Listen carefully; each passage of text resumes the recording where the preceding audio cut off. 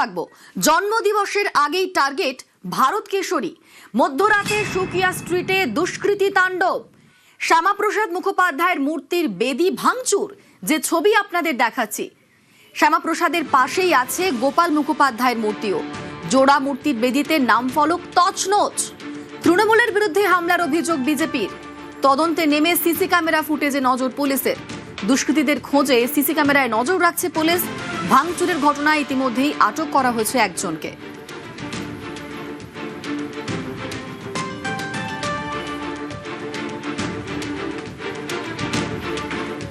আগামীকাল ওপেনিং ছিল, তাই জন্য কাল মধ্যরাত্রি অবধি কাজ চলেছে। কালকে লেবাররা ছিল মোটামুটি 12টা সোয়া বারোটার দিকে আমরা লেবারকে ফ্রি করার পরে আমরা নিজেরাও যখন বাড়ি যাই, তার 1 ঘন্টা সোয়া ঘন্টার মধ্যে আমার কাছে খবর আসে যে এখানে বোধহয় কিছু ভাঙচুর হচ্ছে। আমি খবর পেয়ে সঙ্গে সঙ্গে ছুটে আসি, কিন্তু যতক্ষণের মধ্যে আমি এসেছি ততক্ষণের মধ্যে দুষ্কৃতীরা নিজের কাজ সেরে নিয়েছে। আমাদের জন্য খালি ধ্বংসাবশেষটা খালি ছেড়ে দিয়ে চলে গেছে। তখনই আমরা সঙ্গে সঙ্গে থানায় জানাই। দুটো থানারই লোকজন আসে এই সংযোগস্থলে, এদিকে নারকেলডাঙ্গা থানা, এদিকে আমার স্ট্রিট থানা। দুটো থানাই আমাদের সাথে খুব সহযোগিতা করেছেন, দুজনেই আসেন। আমরা সঙ্গে সঙ্গে এফআইআর লজ করি। হিনিয়াস ক্রাইম এটা, তার মানে এটা নিশ্চয়ই কোনো দুষ্কৃতী, কোনো হারমাত বাহিনীর উন্মাদদের কাজ। আমাদের আইনের ওপর পুরো ভরসা আছে, এটার বিচার আমরা নেবই, এটা আমরা এমনি ছাড়ব না। 6 জুলাই ভারত কেশরী শ্যামাপ্রসাদ মুখোপাধ্যায়ের জন্মদিন।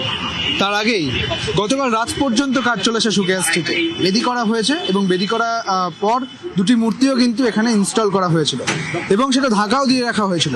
পরবর্তী ক্ষেত্রে রাত প্রায় তখন 1টা এমনটাই জানা যাচ্ছে স্থানীয় মানুষের থেকে, এবং সেই সময়ে দেখা গিয়েছে যে এই যে বেদি, এই বেদি ভাঙচুর করা হয়েছে। গোপাল মুখোপাধ্যায়, শ্যামাপ্রসাদ মুখোপাধ্যায়ের মূর্তির পাশে গোপাল মুখোপাধ্যায়ের যে মূর্তি, সেই মূর্তির যে আবরণ তাও কিন্তু খোলা হচ্ছিল। যেটা দেখে বোঝা যাচ্ছে যে কেউ বা কারা তাদের দেখতে পায় এবং এই দুষ্কৃতীদের দেখার পরে চিৎকার করে এবং পরবর্তী ক্ষেত্রে তারা পালিয়ে যায়, এমনটা হয়ে থাকতে পারে। তার কারণ যে আবরণ, সে আবরণ কিন্তু এই মুহূর্তে খোলা অবস্থায় রয়েছে।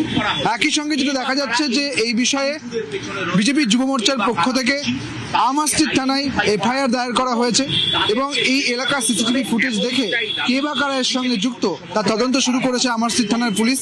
একই সঙ্গে যে ঘটনাস্থল, সেই ঘটনাস্থল ঘিরে রাখা হয়েছে এবং একজনকে এখনো পর্যন্ত আটক করা হয়েছে। রূপেশ হাজরা তার নাম, তবে তিনি কোনো রাজনৈতিক দলের সঙ্গে যুক্ত কিনা তা এখনো জানা যাচ্ছে না, বা তিনি এই কাজ করেছেন কিনা সে বিষয়ে এখনো পর্যন্ত জানা যাচ্ছে না। তাকে জিজ্ঞাসাবাদ করা হচ্ছে এবং তাকে জিজ্ঞাসাবাদ করার পর যে তথ্য উঠে আসবে সেই তথ্যের ভিত্তি করেই পরবর্তী ক্ষেত্রে পুলিশ কিন্তু এগোবে। একই সঙ্গে এই এলাকার সিসিটিভি ফুটেজ দেখে এই ঘটনার সঙ্গে কে বা কারা জড়িত তারও তদন্ত করছে এবং তাদের খোঁজ করার চেষ্টা করছে আমার স্ট্রিট থানার পুলিশ। ক্যামেরায় খোকনের সঙ্গে সুদীপ্ত, নিউজ 18 বাংলা, কলকাতা। এই মুহূর্তে আমাদের সঙ্গে রয়েছেন বিজেপি বিধায়ক সজল ঘোষ। আপনাকে নিউজ 18 বাংলায় স্বাগত। শ্যামাপ্রসাদ মুখোপাধ্যায়ের জন্মদিবসের আগেই টার্গেট করা হলো তাকে। শ্যামাপ্রসাদ মুখোপাধ্যায়ের মূর্তির বেদি ভাঙচুর করা হলো, দুষ্কৃতী তাণ্ডব চলল, কি বলবেন? তো আজকে থেকে হচ্ছে না, শ্যামাপ্রসাদ মুখোপাধ্যায়কে তো টার্গেট বহুদিন আগেই করেছিল। যারা করেছিল তারা কারা আপনারা জানেন। তারা কংগ্রেস, সিপিএম, তৃণমূল সবাই বিভিন্ন স্তরে তারা বিভিন্ন ভাবে টার্গেট করেছিলেন। তো সেই নেহরুর আমল থেকেই টার্গেট শুরু হয়েছে, এখনো চলছে এই টার্গেট। আর শ্যামাপ্রসাদ মুখোপাধ্যায়ের মূর্তি ভাঙার ঘটনা তো নতুন নয়, অনেক ভেঙেছে। কিন্তু দুর্ভাগ্যজনক যারা এখন করলো তাদের যে এত ভয়ঙ্কর শাস্তি পেতে হবে, এত ভয়ঙ্কর শাস্তি পেতে হবে, তারা নিজেরাও কল্পনা করতে পারবে না। যারা বিদ্যাসাগরের মূর্তি ভেঙেছে, তারাই শ্যামাপ্রসাদের মূর্তি ভেঙেছে। ওই আমার স্ট্রিট সংলগ্ন অঞ্চলের সব ব্যাপার খোঁজ খবর নিন, নিশ্চয়ই বেরোবে। অপেক্ষা করুন, ধরা পড়বে। ধন্যবাদ আপনাকে। জন্মদিবসের আগেই টার্গেট ভারত কেশরী। মধ্যরাতে সুকিয়া স্ট্রিটে দুষ্কৃতী তাণ্ডব। শ্যামাপ্রসাদ মুখোপাধ্যায়ের মূর্তির বেদি ভাঙচুর করা হলো। শ্যামাপ্রসাদের পাশেই আছে গোপাল মুখোপাধ্যায়ের মূর্তিও। জোড়া মূর্তির বেদিতে নাম ফলক তছনছ। তৃণমূলের বিরুদ্ধে হামলার অভিযোগ বিজেপির। শ্যামাপ্রসাদের পাশাপাশি গোপাল মুখোপাধ্যায়ের মূর্তির নাম ফলকও তছনছ। তীব্র নিন্দা জানিয়েছেন নাতি।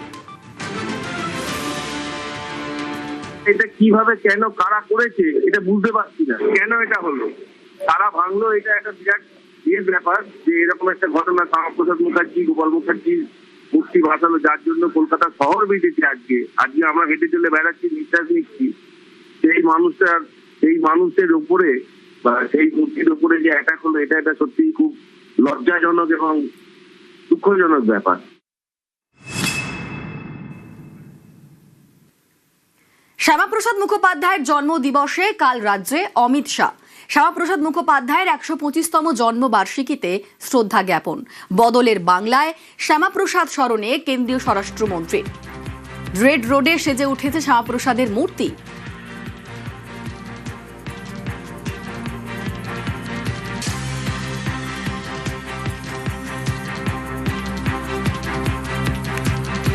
যে ইতিহাস পড়ার কথা ছিল, যার ইতিহাস পড়ার কথা ছিল, সেই ইতিহাসে এতদিন ঘনিয়েছিল অন্ধকার। রাজ্যের পালাবদল হয়েছে, নতুন সরকার সেই ইতিহাসে এবার আলো দিয়েছে। ৬ জুলাই শ্যামাপ্রসাদ মুখোপাধ্যায়ের জন্মদিন, সেই উপলক্ষে দিনটিকে সরকারি ছুটি ঘোষণা করা হয়েছে। রাজ্য জুড়ে সাড়ম্বরে পালন করা হবে সেই দিনটি।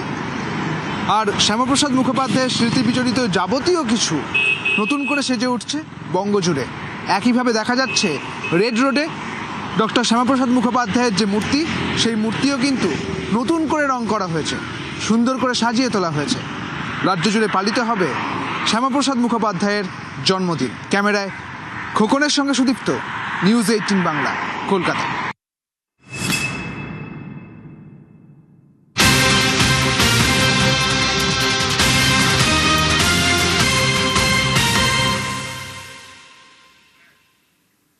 আর এই মুহূর্তে যে খবরের দিকে নজর রাখবো, চা শ্রমিকদের জন্য বড় ঘোষণা মুখ্যমন্ত্রীর। উত্তরবঙ্গ থেকে ফিরেই চা শ্রমিকদের জন্য বড় ঘোষণা। বঙ্গে এবার প্রধানমন্ত্রী চা শ্রমিক প্রোৎসাহন যোজনা। আমাদের সঙ্গে আবির রয়েছেন প্রতিনিধি।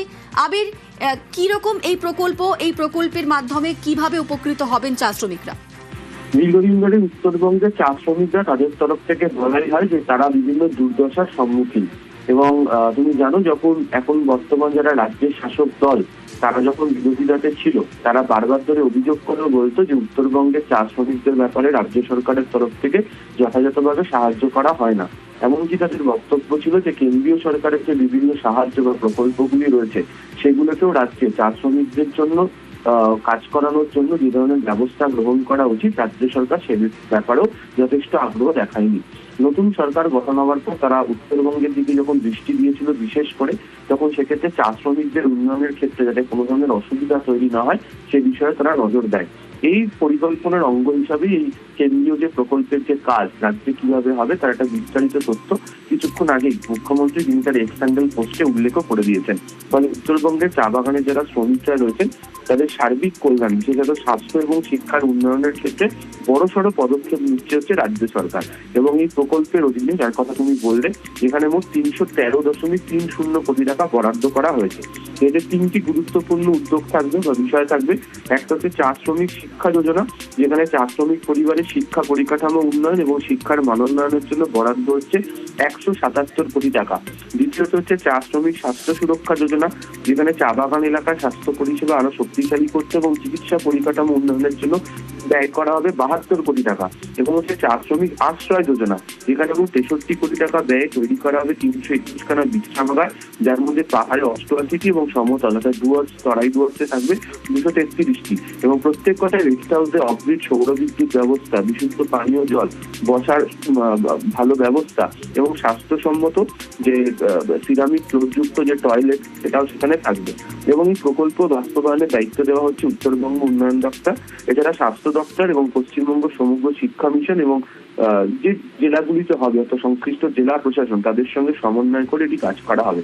ফলে রাজ্য মনে করছে কেন্দ্রের এই প্রকল্পের মাধ্যমে কাজ করলে চা বাগানের যারা শ্রমিকরা রয়েছেন তাদের জীবনযাত্রার মান উন্নয়ন হবে এবং যেটা এতদিন ধরে অভিযোগ ছিল সেই অভিযোগ কার্যত চা শ্রমিকদের দুর্দশা কাটতে চলেছে।